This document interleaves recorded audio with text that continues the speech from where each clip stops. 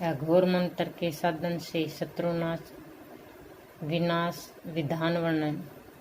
ऋषि बोले, त्रिशूलधारी से भगवान ने अपने अपराधियों का निग्रह कहा है। सो हे रोमहर्षण, आप हमसे कहिए, आपसे लौकिक वैदिक श्रोता स्मार्त कुछ भी अविदित नहीं है। सूत जी बोले, पूर्व में भृगु पुत्र शुक्राचार्य ने अपने शिष्य हिरण्याक्ष के लिए निग्रह का वर्णन किया। उन्हीं के प्रसाद से हिरण्याक्ष देव असुर मनुष्य सब त्रिलोकी को जीतकर बड़ा प्रतापी हुआ। गणक अधक 4 विक्रम आदि पुत्रों को पैदा किए कर लोक में शोभा को प्राप्त हुआ। वराह भगवान ने उसे मार दिया। वह स्त्री बालक तथा गो आदि को बाधा पहुँचाता था। वह दैत्य पृथ्वी को रसातल में ले गया। हजारों वर्षों से जाकर वराह भगवान ने उसको मारा। अघोर सिद्ध के लिए ब्राह्मणों को बाधा नहीं पहुँचाना चाहिए। स्त्री बालकों को कष्ट नहीं देना चाहिए। यह परम गुहा से गुहा बात तुमसे कही।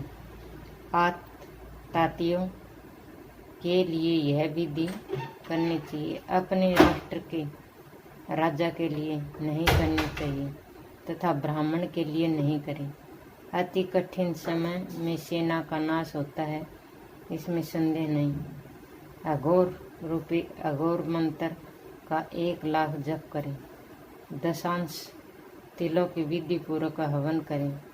विधि पूर्वक 1 लाख सफेद पुष्पों से शिव का पूजन करें। लिंग में तथा वही में पूजन करें। इसी प्रकार मंत्र सिद्ध होता है। प्रेत स्थान में विशेष करके मंत्र सिद्ध होता है। मातर स्थान देवी के स्थान में वेद वेदांग भक्त मंत्र सिद्धि को प्राप्त करता है। विद्वान इस विधि को राजा के लिए अथवा अपने लिए करें। 8 त्रिशूल पूर्व से ईशान तक रखें।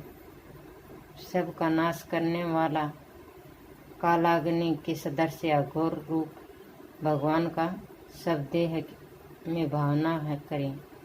वह शून्य कपास पास दंड और धनुष बाण डमरू खड्ग 8 हाथों में धारण करने वाला नीलकंठ दिगंबर 5 तत्व धारण किए हुए आधा चंद्रमा मस्तिष्क पर धारण किए हुए भयंकर दाढ़ के कारण कराल मुख वाले रुद्र दृष्टि वाले हो फटा शब्दों से अखिल दिशाओं जिन्होंने शब्दाए मान कर रखी है, त्रिनेत्र वाले नागपाश से मुकुट बांधने वाले, प्रेत भस्म को धारण करने वाले, प्रेत भूत पिशाच डाकनी आदि से घिरे हुए, गज चरम ओढ़े हुए, सर्पों का भूषण धारण करने वाले, बिच्छुओं के अलंकार धारण करने वाले, नील बादल के समान शब्द कहने वाले, नील पर्वत के समान रूप वाले, बाघंबर उड़ने वाले, ऐसे भगवान अघोरे शिव का ध्यान करना चाहिए। महामुद्राओं से युक्त सर्व कार्य करना चाहिए। अग्नि में तथा प्रेत भूमि में मंत्र शीघ्र सिद्ध होता है। पूर्व में, दक्षिण में अथवा उत्तर में शास्त्र के अनुसार विधि पूर्वक कुंड बनाने चाहिए। मध्य कुंड में आचार्यों के कुशाओं से परिस्मरण करके शिष्य सहित 32 अक्षरों सहित अघोरेश का ध्यान करके हवन करना चाहिए। कुंड के नीचे ब्राह्मण उद्धव मुख होकर शत्रु का नाश करके शमशान से अग्नि लाकर फूस के साथ उसे जलाएं। मयूरास्त्र से नाभि को जलाएं। फूस से युक्त कपास के वस्त्रों से कुचंगी को जलाएं। होम द्रव्य से युक्त तिलों से हवन कराएं। 1008 आहुति प्रदान करें। कृष्ण पक्ष की 14 के दिन इस कार्य को आरंभ करें। ऐसा करने से राजा के शत्रुकुल सहित तथा संपूर्ण दुखों के सहित यमलोक को प्राप्त हो जाएंगे। इसी मंत्र से मनुष्य की कपाल में खम, केश, अंगार, कुश, कंचुक, वस्त्र, धूलि, विशेल, सरक के दांत, बैल के दांत, गौ के दांत, व्याघ्र के नख या दांत, काले मरग के दांत, बिडाल के दांत, नकुल के दांत, बरहा के दांत, इनको सिद्ध करें तथा 108 बार अघोर मंत्र का जप करें।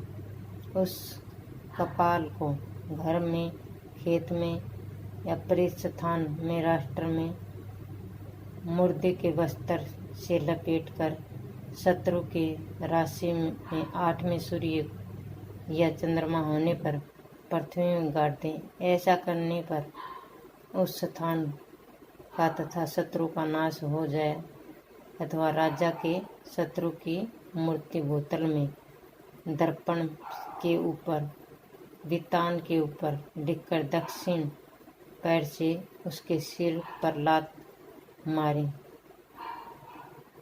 इस प्रकार भी राजा के शत्रु का नाश हो जाता है।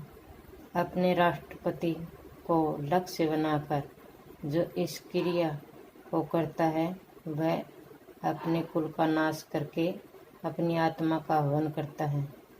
इसलिए अपने राष्ट्रपति राजा की सदा रक्षा करनी चाहिए।